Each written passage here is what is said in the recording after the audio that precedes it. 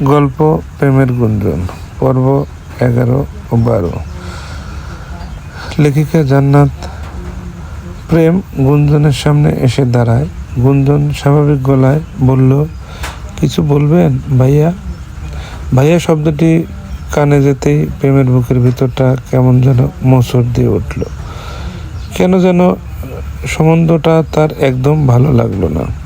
তবুও নিজেকে স্বাভাবিক রেখে কিছুক্ষণ ইতস্ত করে গলা খাকরি দিয়ে বলল, আসলে সেদিন আচরণের জন্য আমি সত্যি সরি।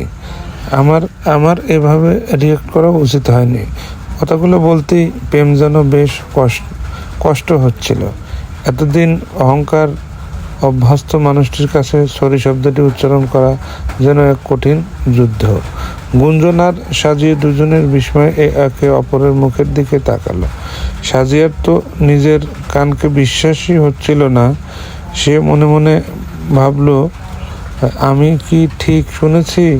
এই সেই প্রেম চৌধুরী যে নিজের অহংকারের কারণে কারোর সাথে ঠিক মতো কথা বলে না, যে সে সবসময় নিজেকে সবার ঊর্ধ্বে ভাবত, সেই মানুষটি আজ নিজে থেকে এসে সরি বলছে। এত বড় পরিবর্তন, নাকি এর পিছনে কোনো নতুন চাল লুকিয়ে আছে? গুঞ্জন অবশ্যই আগের মতো শান্ত রইল। তার ঠোঁটের কোণে মৃদু হাসি ফুটিয়ে বলল, আপনি নিজের ভুলটা বুঝতে পেরেছেন, এটাই অনেক বড় বিষয়। আশা করি ভবিষ্যতে আর এমন হবে না। একটু থেমে আবার বলল, আচ্ছা আমরা তাহলে আসি। আর কোনো কথা না বলে গুঞ্জন আর সাজিয়ে সামনে হাঁটতে শুরু করলো। প্রেম স্থির হয়ে দাঁড়িয়ে রইল, তার দৃষ্টি গুঞ্জনের যাওয়ার দিকে। তারও বোধগম্য হচ্ছে না তার মনে কি হচ্ছে, কিভাবে এত পরিবর্তন হয়ে যাচ্ছে সে। এই মেয়েটি যেন প্রতিটা পদক্ষেপেই তার মনটাকে নিজের সঙ্গে নিয়ে চলে যাচ্ছে। কিছু দূর এগাতেই সাজিয়া বলল, কিরে, এই অহংকারী প্রেম চৌধুরী এত বড় পরিবর্তন কিভাবে হলো বলতো? আমার তো মনে হচ্ছে ভদ্রলোক তোর প্রেমে পড়ে গেছে। গুঞ্জন হঠাৎই থেমে গেল। তার ঠোঁট তাচ্ছিল্যের এক ফালি হাসি ফুটে উঠল। সে মাথা নেড়ে বলল, প্রেম চৌধুরী আর প্রেমে পড়বে, তাও আবার আমার মতো একটা সাধারণ মেয়ের? তারপর হালকা হেসে বলল, হাসলি রে সাজিয়া, ওর মতো অহংকারী মানুষের হৃদয়ে ভালোবাসা নয়, শুধু অহংকারী বাস করে। সাজে এবার একটু গভীর হয়ে গেল। এমনভাবে বলছিস কেন? মানুষের মন কখন কোথায় কীভাবে বদলে যায় সেটা কি কেউ বলতে পারে? আজ যা অসম্ভব মনে হচ্ছে, কাল সেটা সম্ভব হয়ে যায়। আমার কথা কিন্তু মিথ্যা নাও হতে পারে। সাজিয়ার কথা গুঞ্জনের মুখের হাসিটা মিলিয়ে যায়। কয়েক মুহূর্তে নীরব থেকে সে আকাশের দিকে তাকালো। তার চোখে ভেসে উঠল সেই তিক্ত স্মৃতি। গভীর এক নিঃশ্বাস ফেলে শান্ত কণ্ঠে বলল, এই জীবনে আমি আর কাউকে চাই না সাজিয়া। আমি আর কাউকে আমার জীবনের সঙ্গে জড়াতে চাই না। ভালোবাসা, সম্পর্ক এসবের প্রতি আমার কোনোই আকর্ষণ নেই। একটু থেমে দৃষ্টিকণ্ঠে বলল, আমি এভাবে থাকতে চাই, নিজের স্বপ্ন, নিজের পরিবার আর নিজের রবকে নিয়েই বাকি জীবনটা কাটাতে চাই। আমার জীবনে আর কোনো পুরুষের জন্য কোনো জায়গা হবে না, ইনশাল্লাহ। গুঞ্জনের কণ্ঠে ছিল অটল দৃঢ়তা। গুঞ্জনের ছোটবেলা থেকেই আরবি ক্যালিগ্রাফির প্রতি ছিল এক অদ্ভুত টান। অক্ষরের ভাঁজে ভাঁজে যেন সে খুঁজে পেত এক নির্বাচনীয় প্রশান্তি। অবসর পেলেই রং, কালি আর ক্যানভাস নিয়ে বসে পড়ত। নিছক কিছু অক্ষর নয়, বরং হৃদয়ের সমস্ত ভালোবাসা, মুগ্ধতা আর শ্রদ্ধা মিশিয়ে প্রতিটা রেখাকে জীবন্ত করে তুলত সে। তার নিপুণ হাতের ছোঁয়ায় সাধারণ অক্ষরগুলো যেন রূপ নিতে সৌন্দর্য মোড়া। এক একটি শিল্পকর্মে মনে হতো কালের আছড়ে ফুটে উঠছে ইবাদতের ভাষায়। আজ শুক্রবার, ভার্সিটি বন্ধ, তাই গুঞ্জন নিজের প্রিয় ক্যালিগ্রাফার সরঞ্জামগুলো গুছিয়ে নিয়ে বসলো। কিছুক্ষণ গভীর মনোযোগ, চোখ বন্ধ করে ভাবলো। তারপর ধীরে ধীরে তুলির ডগায় কালি ছুঁয়ে সাদা কাগজের বুকে আঁকতে শুরু করলো। পবিত্র নাম আল্লাহ। প্রতিটি আশ্রয় ছিল তার ভালোবাসা, প্রতিটি বাক্যে ছিল ভক্তি, আর প্রতিটি রেখায় ছিল একান্ত নিবেদন। কাজ শেষ করে একটু দূরে সরে দাঁড়াতেই সে নিজেও কয়েক মুহূর্তে তাকিয়ে রইল। সাদা কাগজের বুকে কালো কালি সেই পবিত্র নামটি যেন আলো ছড়াচ্ছিল। এমন অপ্রার্থিত সৌন্দর্য ভাষায় প্রকাশ করা কঠিন। মনে হচ্ছিল একটি কোণে মানুষের হাতে আঁকা নয়, বরং এক শান্ত পবিত্র অনুভূতি, নিখুঁত প্রতিচ্ছবি, যা দেখলে অজান্তেই হৃদয় থেকে বেরিয়ে আসা সুবহানাল্লাহ। গুঞ্জনের ঠিক পাশে এসে দাঁড়ালো সাজিয়া। সামনে রাখা সাদা ক্যানভাসের কালো কালি আর সোনালি রঙের ছোঁয়ায় ফুটে উঠেছে অপূর্ব এক আরবি ক্যালিগ্রাফি। অক্ষরগুলো যেন নিছক কিছু রেখা নয়, বরং প্রতিটি বাঁকে বাঁকে লুকিয়ে আছে ভালোবাসা, ধৈর্য আর আল্লাহর প্রতি গভীর শ্রদ্ধা। এক মুহূর্তের জন্য সাজিয়া নির্ভীক হয়ে তাকিয়ে রইল, তারপর বিস্ময়ে তার ঠোঁট ফাঁক হয়ে গেল। মাশাআল্লাহ, তার কণ্ঠে ছিল মুগ্ধতা। তুই তো এত সুন্দর ক্যালিগ্রাফি করতে পারিস। আল্লাহ, এটা কতটা সুন্দর হয়েছে আমি ভাষায় প্রকাশ করতে পারবো না। মনে হচ্ছে অক্ষরগুলো যেন জীবন্ত হয়ে উঠেছে। গুঞ্জনের ঠোঁটের কোণে ফুটে উঠল এক প্রশান্তির হাসি। সে ক্যালিগ্রাফিটার দিকে একবার তাকিয়ে মৃদু সুরে বলল, আলহামদুলিল্লাহ, সবাই আল্লাহর দয়া, আমি শুধু চেষ্টা করি। সাজিয়া আবার ক্যালিগ্রাফিটির দিকে তাকালো। যতই দেখছি ততই যেন মুগ্ধ হয়ে যাচ্ছি। হঠাৎ তার মাথায় একটা ভাবনা এলো। উত্তেজিত কণ্ঠে সে বলল, শোন, আমার মাথায় একটা আইডিয়া এসেছে। গুঞ্জন ভ্রু তুলে তাকালো। কি আইডিয়া? তুই একটা ফেসবুক পেজ খোল, তারপর প্রতিদিন একটা করে তোর ক্যালিগ্রাফি আপলোড কর। আয়াত বা হাদিসের সুন্দর অর্থ লিখে দিবি। বিশ্বাস কর, মানুষ এগুলো খুব পছন্দ করবে। একটু থেমে গুঞ্জনের চোখের দিকে তাকে দৃষ্ট কণ্ঠে বলল, আমি নিশ্চিত একদিন তোর এই শিল্প হাজার হাজার মানুষের হৃদয় ছুঁয়ে যাবে। আল্লাহ চাইলে এই ক্যালিগ্রাফি তোর রিজিকের মাধ্যম হবে। মানুষ তোর কাজ চিনবে, তোর নাম জানবে, বিভিন্ন জায়গা থেকে অর্ডার আসবে, আর তুই নিজের মেধা দিয়ে একটি সুন্দর পরিচয় গড়ে তুলতে পারবি। গুঞ্জন কিছুক্ষণ নীরব রইল। তার চোখে ভেসে উঠল অজানা এক স্বপ্নের ঝিলিক। সে মৃদু হেসে বলল, জানিস, আমারও অনেক স্বপ্ন ছিল এই ক্যালিগ্রাফি নিয়ে, কিন্তু কখনো সাহস করে শুরু করা হয়নি। সাজিয়ে সঙ্গে সঙ্গে তার হাতটা ধরে বলল, প্রতিটা বড় স্বপ্ন শুরু হয় একটি ছোট পদক্ষেপ থেকে। তুই শুধু শুরু কর, বাকিটা আল্লাহর উপর ছেড়ে দে। ইনশাল্লাহ একদিন তোর এই ক্যালিগ্রাফি হবে তোর পরিচয়। পরের দিন গুঞ্জন সাজিয়ে ভার্সিটি যায়। কিছুক্ষণ পর ক্লাসরুমে প্রবেশ করেন। বিভাগের একজন অধ্যাপক তার পিছনে পিছনে ঢোকে প্রেম চৌধুরী এবং তার পুরো টিম। সবাই কৌতূহলী দৃষ্টিতে তাদের দিকে তাকিয়ে থাকে। অধ্যাপক গভীর কণ্ঠে বললেন, আগামী সপ্তাহে আমাদের বিভাগের নবীনবরণ অনুষ্ঠান অনুষ্ঠিত হবে। প্রতি বছরের মতো এবারও অনুষ্ঠান পরিচালনা সম্পূর্ণ দায়িত্বে থাকবে প্রেম চৌধুরী এবং তার টিম। অনুষ্ঠান সংক্রান্ত সব সিদ্ধান্ত ওরাই নেবে। তোমাদের পোশাক থেকে শুরু করে বিভিন্ন আয়োজন, সব কিছু ওদের নির্দেশনা অনুযায়ী হবে। আর যারা সাংস্কৃতিক অনুষ্ঠানে অংশ নিতে চাও, তারা প্রেমদের কাছে নিজেদের নাম লিখিয়ে দিবে। কথা শেষ করে স্যার ক্লাসরুম থেকে বেরিয়ে যেতেই সামনে এগিয়ে এলো। এক পলক তাকায় গুঞ্জনের দিকে। গুঞ্জন নির্ভীক ভঙ্গিতে অন্যদিক তাকিয়ে তাকে প্রেম ঠোঁটের কোণে হাসি টেনে সবার উদ্দেশ্যে বলল, আচ্ছা সবাই একটু মনোযোগ দাও। ক্লাসরুম মুহূর্তে চুপচাপ হয়ে গেল। ফার্স্ট ইয়ার স্টুডেন্টদের জন্য ড্রেস কোড ঠিক করা হয়েছে। সব মেয়েরা সাদা শাড়ির সঙ্গে রয়্যাল ব্লু বর্ডার পরবে। চুল সাদা ফুল থাকলে ভালো লাগবে। আর ছেলেরা সাদা পাঞ্জাবির সঙ্গে রয়্যাল ব্লু ওড়না বা গামছা ক্যারি করবে। সে হাতে থাকা ফাইলের দিকে একবার তাকিয়ে আবার বলল, সেকেন্ড ইয়ার মেয়েরা পরবে হলুদ শাড়ি, ছেলেরা কালো পাঞ্জাবি। থার্ড ইয়ার মেয়েদের জন্য আকাশি রঙের শাড়ি আর ছেলেদের সাদা পাঞ্জাবি। ফোর্থ ইয়ারের মেয়েরা পরলে লাল শাড়ি, ছেলেরা কালো পাঞ্জাবি।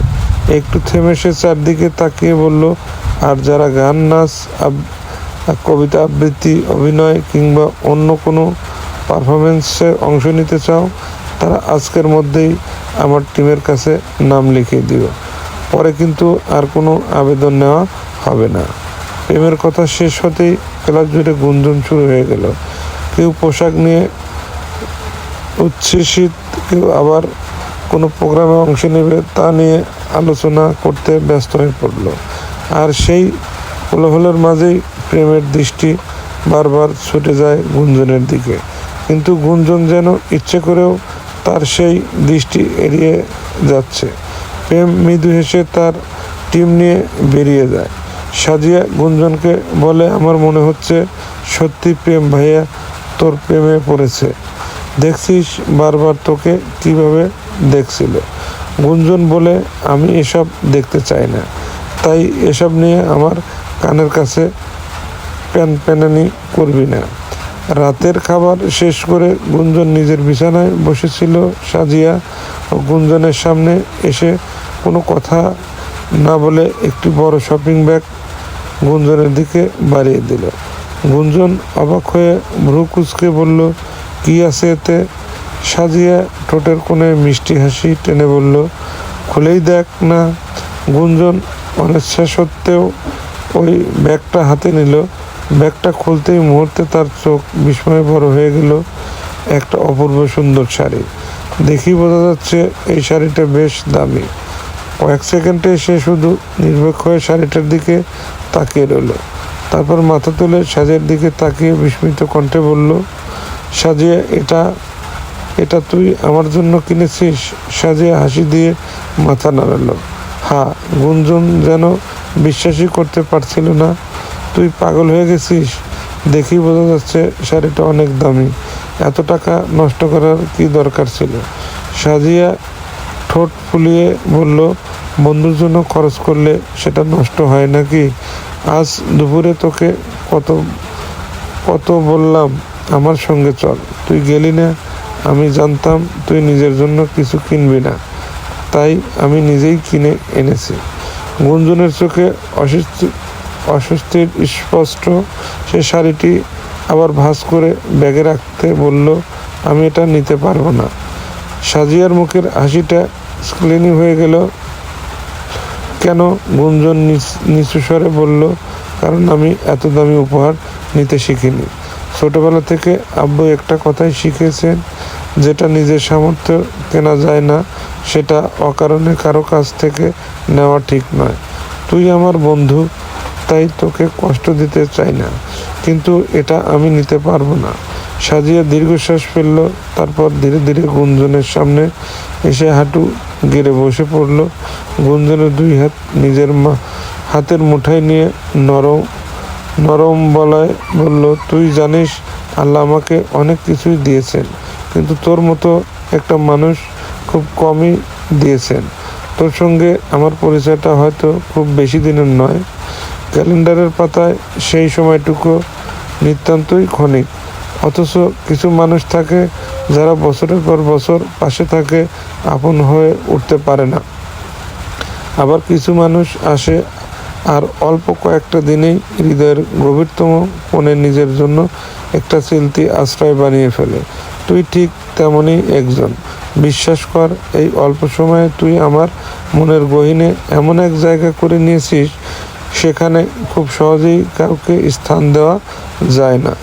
তোকে যতটুকু চিনেছি ততটুকুতেই বুঝেছি তুই এক নারীর যোদ্ধা। বুকের ভিতরে জমে থাকা হাজারো না বলা কষ্ট, অগণিত ও অপর্ণিত আর অশ্রুকে নিজের মাঝেই বন্দি করে রেখে ঠোঁটের কোণে এক চিলতে হাসি ফুটিয়ে রাখতে জিনিস। সবাই শুধু তোর হাসিটাই দেখে, কেউ বুঝতে পারে না সেই হাসির আড়ালে লুকিয়ে আছে কত শত নির্গম রাত, আর কত না বলা গল্প, আর কত শত দীর্ঘশ্বাস। হয়তো এটাই তোর সবচেয়ে সুন্দর দিক, নিজে ভেঙে পড়ো, অন্য কাউকে নিজের ভাঙনের শব্দ শুনতে না দেওয়া। আর সেই কারণেই তোকে যতটা চিনেছি ততটা শ্রদ্ধা করতে শিখেছি, আরও বেশি আপন মনে হচ্ছে। একটু থেমে আবার বলল, এই শাড়িটা আমি দয়া করে কিনিনি, করুণাও করেও কিনিনি। এটা আমার ভালোবাসা, একজন বন্ধুর জন্য আরেকজন বন্ধুর ছোট্ট উপহার।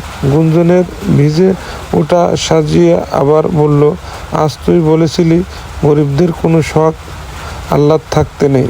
কথাটা শুনে আমার খুব কষ্ট লেগেছিল। গরিব হলেও কি মানুষ সুন্দর একটা দিন কাটানোর স্বপ্ন দেখতে পারবে না? গুঞ্জন চুপ করে রইল, তার গলায় যেন শব্দ আটকে গেছে। সাজিয়া শাড়িটা তুলে গুঞ্জনের হাতে দিয়ে মুচকি হেসে বলল, এই শাড়িটা তুই আমার জন্য পরবি। নবীনবরণ অনুষ্ঠানের দিন আমরা দুইজন পাশাপাশি দাঁড়িয়ে ছবি তুলব।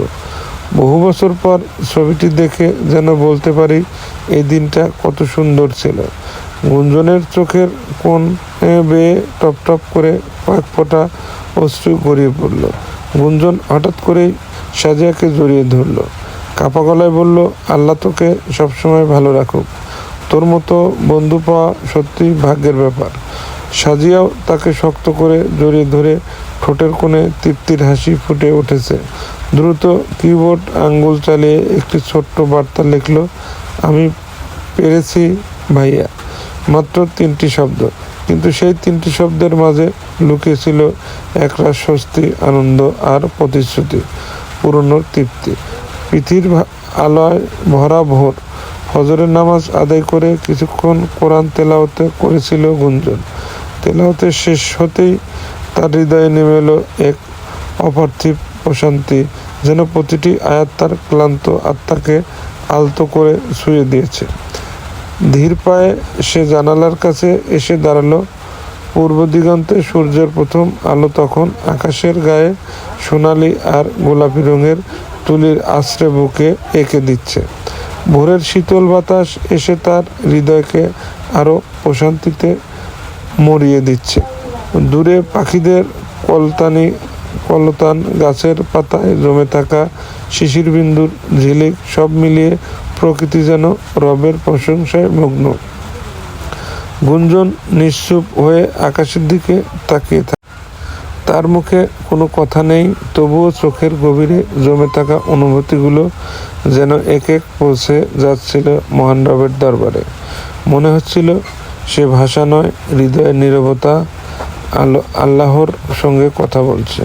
নিজের স্বপ্ন না পাওয়ার বেদনা, অজানা ভবিষ্যতের শুল্ক আর বুক ভরা আশা, সব কিছুই সে নিশ্চুপে সঁপে দিচ্ছে সেই মহান সত্তার কাছে, যিনি অন্তরের প্রতিটি গোপন আর্তনাদ শুনে নেন। তার ঠোঁটের কোণে ধীরে ধীরে ফুটে ওঠে এক প্রশান্তির হাসি। হাসবিল্লাহ ওয়া নিউমাল ওয়াকিল। মৃদু সুরে উচ্চারিত এই বাক্যটির সঙ্গে সঙ্গে যেন তার বুকের সব ভার হালকা হয়ে গেল। কারণ সে জানত পৃথিবীর সব দরজা বন্ধ হয়ে গেলেও আসমানের মালিকের দরজা কখনো বন্ধ হয় না। জীবনে যতই ব্যস্ত হয়ে উঠুন না কেন, দিন শেষে আমাদের সবচেয়ে প্রয়োজনীয় সময়টুকু হওয়া উচিত আল্লাহর জন্য। পৃথিবীর অসংখ্য ব্যস্ততার, দায়িত্ব, ক্লান্তি আর অস্থিরতার মাঝে যদি কয়েকটি মুহূর্ত আমরা রবের উদ্দেশ্যে আলাদা করে রাখতে পারি, তবে সেই মুহূর্তগুলো হয়ে ওঠে আত্মার সবচেয়ে বড় প্রশান্তি। সব কথাই উচ্চস্বরে বলতে হয় না, কিছু কথা থাকে যা শুধু আল্লাহই শুনে নেন। তাই প্রতিদানে ব্যস্ততার ফাঁকেও একটু থেমে নীরবে আকাশের দিকে তাকিয়ে কিংবা সিজদায় মাথা রেখে আল্লাহর সাথে কথোপকথন করা উচিত। নিজের কষ্ট, অপূর্ণতা, ভয়, স্বপ্ন আর না বলা অনুভূতিগুলো তার কাছের বলা উচিত। কারণ মানুষের কাছে সব কথা বলা যায় না, কিন্তু আল্লাহর কাছে কোনো কথাই লুকিয়ে থাকে না। হয়তো সেই নীরব কথোপকথনের কোনো শব্দ থাকে না, তবুও তাতেই লুকিয়ে থাকে অদ্ভুত এক প্রশান্তি, যে প্রশান্তি হৃদয়ের ক্ষত সরিয়ে তোলে, ক্লান্তি মনকে আশার আলো দেখায় এবং মানুষকে আবার নতুন করে বাঁচার শক্তি দেয়। তাই পৃথিবীকে সময় দেওয়ার আগেই নিজের রবকে সময় দিতে শিখি, কারণ আল্লাহর সঙ্গে কাটানো কয়েকটি নীরব মুহূর্ত কখনো কখনো পুরো জীবনটাকে বদলে দেওয়ার জন্য যথেষ্ট।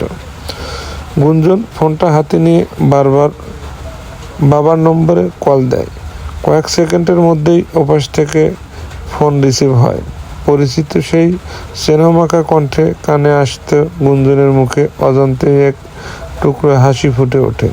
মিষ্টি সুরে বলল, আসসালামু আলাইকুম আব্বা। ওপাশ থেকে ভেসে এলো ভালোবাসা জড়ানো উত্তর, ওয়ালাইকুম আসসালাম আম্মা। গুঞ্জন জিজ্ঞেস করলো, আব্বা কেমন আছেন? আম্মু আর ফুয়াদ কেমন আছে? তিনি স্নেহভরা হাসি নিয়ে বললেন, আলহামদুলিল্লাহ, আমরা সবাই ভালো আছি আম্মা। তুমি কেমন আছো? পড়াশোনা ঠিক মতো করছো তো? নিজের যত্ন নিচ্ছ তো? গুঞ্জনের চোখের কোণে অদৃশ্য এক প্রশান্তি নেমে এলো। মৃদু হেসে উত্তর দিল, আলহামদুলিল্লাহ, তোমাদের দোয়ায় খুব ভালো আছি আব্বা। তোমরা আমার জন্য দোয়া করো। এরপর বেশ কিছুক্ষণ আম্মুর ও ফুয়াদের সঙ্গে গল্প মেতে উঠল সে। সব মিলিয়ে কয়েক মিনিট সে কথোপকথন যেন দূরত্বের সব দেয়াল ভেঙে এক নিমেষেই তাকে আপন ঠিকানায় ফিরে নিয়ে গেল। ফোনটা কেটে দেওয়ার পর গুঞ্জনের ঠোঁটে লেগে রইল এক তৃপ্তিমাখা হাসি। মনে হচ্ছিল বুকের ভিতর জমে থাকা সব ক্লান্তি, সব না বলা কষ্ট যেন বাবা মায়ের কণ্ঠস্বরে গলে গেছে। আসলে জীবন যতই ব্যস্ত হোক, মানুষ যতই বড় হয়ে উঠুক না কেন, দিন শেষে তার হৃদয় ফিরে যেতে চায় সেই দুটি মানুষের কাছে যাদের ভালোবাসার কোনো স্বার্থ নেই, কোনো শর্ত নেই। বাবা মা এমন এক ছায়াবৃক্ষ যাদের চিহ্নের নিচে দাঁড়ালেই জীবনের তপ্ত রোদেও সহনীয় হয়ে ওঠে। পৃথিবীর অসংখ্য সম্পর্ক সময়ের সঙ্গে বদলে যেতে পারে, অনেক আপন মানুষও একদিন দূরে সরে যেতে পারে, কিন্তু একজন বাবা মায়ের দোয়া ও তাদের নিঃস্বার্থ ভালোবাসা আর সন্তানের জন্য নির্ঘুম দুশ্চিন্তা কখনো ফুরিয়ে যায় না। সন্তান যতই দূরে থাকুক, তাদের প্রতিটি দোয়া, প্রতিটি মোনাজাত সন্তানের নামই সবার আগে উচ্চারিত হয়। হয়তো এই কারণেই দিন শেষে সবচেয়ে বড় প্রশান্তির নাম বাড়ি, আর সেই বাড়ির সবচেয়ে নিরাপদ আশ্রয় নাম মা ও বাবা। গুঞ্জন আকাশের দিকে তাকিয়ে বিড়বিড় করে বলল, আল্লাহ আমার বাবা মাকে সবসময় সুস্থ রাখুন, নিরাপদ রাখুন, তাদের হায়াত বরকত দান করুন। তারা যেমন নিঃস্বার্থভাবে আমাকে আগলে রেখেছেন, তেমনি আপন রহমতের ছায়া তাদের আগলে রাখুন। তাদের মুখের হাসিটুকু কখনো কেড়ে নেবেন না। আর আমাকে এমন সন্তান হওয়ার তৌফিক দিন যেন তাদের চোখের শীতলতা হতে পারি।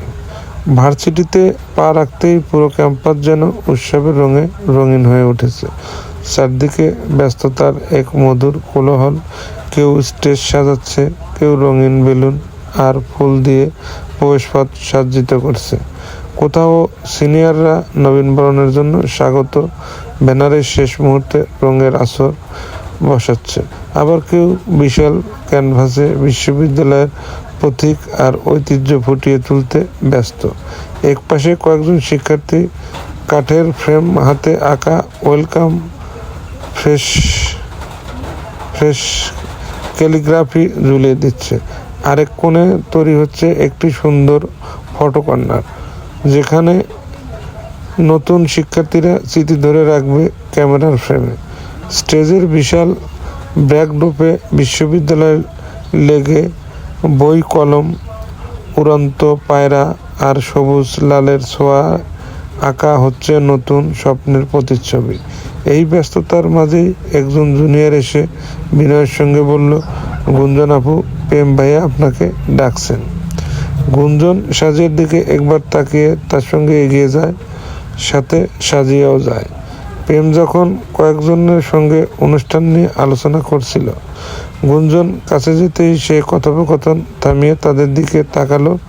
গুঞ্জন মিষ্টি হেসে সালাম দিল, আসসালামু আলাইকুম ভাইয়া। প্রেমও হাসি মুখে সালামের উত্তর দিল, ওয়ালাইকুম আসসালাম। গুঞ্জন বিনয়ের সঙ্গে জিজ্ঞেস করলো, ভাইয়া আমাকে ডেকেছেন? উত্তর দেওয়ার সঙ্গে প্রেম একবার সাজিয়ার দিকে তাকালো। চোখের কোণে ফুটে ওঠে কৃতজ্ঞতার হাসি, যেন কিছু না বলে অনেক কিছুই বলে দিল সেই দৃষ্টি। সাজিয়াও মুচকি হেসে নির্বিকার ভঙ্গিতে দাঁড়িয়ে থাকে। প্রেম আবার গুঞ্জনের দিকে তাকিয়ে বলল, শুনেছি তুমি খুব সুন্দর আর্ট আর আরবি ক্যালিগ্রাফি করতে পারো। নবীনবরণ অনুষ্ঠানের জন্য তোমার সাহায্য দরকার। গুঞ্জন অবাক হয়ে ভ্রু কুঁচকে পাশ ফিরিয়ে সাজিয়ার দিকে তাকালো। তার সেই দৃষ্টিতে স্পষ্ট এই খবরটা সাজিয়াই দিয়েছে।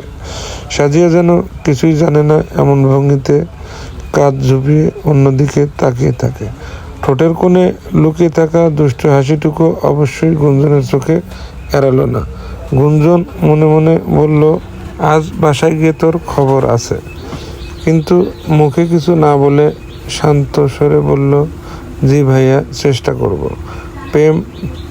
প্রেম টেবিলের উপর রাখা কয়েকটি ডিজাইন খসড়া এগিয়ে দিয়ে বলল, স্টেজের মূল ব্যাকড্রপের জন্য একটা বড় ক্যানভাস বিশ্ববিদ্যালয়ের ঐতিহ্য আর জ্ঞান চর্চার প্রতীক ফুটিয়ে তুলতে হবে। প্রবেশপথের জন্য হাতে আঁকা স্বাগতম বোর্ড, ফটো কর্নারের ক্যালিগ্রাফি আর ডিপার্টমেন্টের নাম ফলকগুলো তোমাকেই ডিজাইন করতে হবে। এমন কিছু চাই যেটা দেখলে সবার চোখ আটকে যায়। কথাগুলো শুনে গুঞ্জনের চোখে এক আশার আলো জ্বলে উঠল। শিল্প তার কাছে শুধু শখ নয়, যেন ইবাদতের মতো, ভালোবাসার একটি মাধ্যম। সে মৃদু হেসে মাথা নাড়ালো, ইনশাল্লাহ ভাইয়া, সর্বোচ্চ চেষ্টা করব। প্রেমও আশ্বস্ত হয়ে হাসলো, তাহলে আর দেরি কেন, কাজে লেগে পড়ো। আমি চাই একবারে নবীনবরণ সবাই তোমার হাতে কাজের প্রশংসা করুক। গুঞ্জন কিছু না বলেই ক্যানভাস, রং আর তুলি হাতে তুলে নিল। তার চোখে তখন এক শিল্পর আত্মবিশ্বাস, যে আত্মবিশ্বাস কেবল সৃষ্টির মুহূর্তে জন্ম নেয়। দূরে দাঁড়িয়ে সাজিয়া মুচকি হেসে ফিসফিস করে বলল, এবার দেখ, পুরো ভার্সিটি তোর হাতের জাদু দেখবে গুঞ্জন। প্রেমকে গুঞ্জনের সঙ্গে এতটা স্বাভাবিক নির্ভার ভঙ্গিতে কথা বলতে দেখে উপস্থিত প্রত্যেকের চোখে স্পষ্ট বিস্ময়।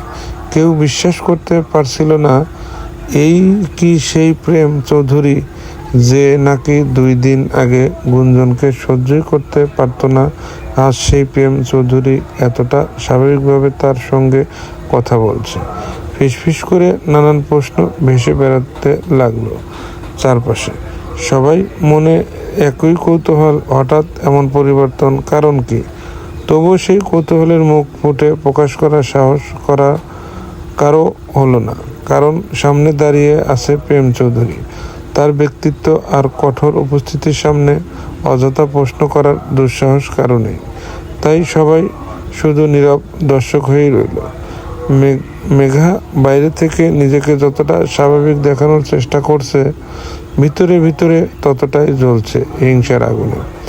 প্রেমের চোখে গুঞ্জনের জন্য কোমলতা, তার কণ্ঠের স্বাভাবিক উষ্ণতা, এসব যেন মেঘের বুকের ভিতরে কাটার মতোই বিচ্ছে। মেঘের অজান্তেই তার 2 হাত মুঠো হয়ে এলো। সোয়াল শক্ত করে সে এক দৃষ্টিতে গুঞ্জনের দিকে তাকিয়ে থাকে। তার চোখে তখন স্পষ্ট ঈর্ষা, ক্ষোভ। মনে মনে বলে, আমার জায়গা কখনো